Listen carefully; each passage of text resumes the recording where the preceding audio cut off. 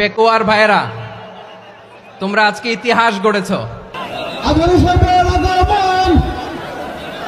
পেকুয়াবাসীর পক্ষ থেকে, জনস্রোতের পক্ষ থেকে আমাদের কাউন্টি বাবু রাখছেন